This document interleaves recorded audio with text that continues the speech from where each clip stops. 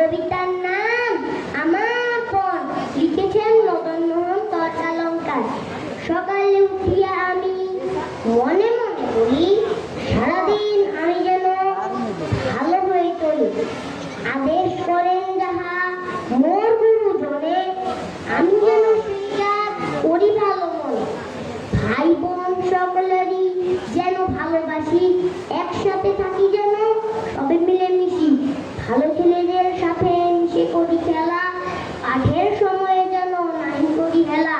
সুখী যেন নাহি হই আর কারো দুঃখে, মিছে কথা কবু যেন নাহি আসে মুখে। সাবধানে যেন সামলিয়ে থাকি, কিছুতে কাহারে যেন নাহি দিই পাখি। ঝগড়া না করি যেন কবু কারো সঙ্গে, সকাল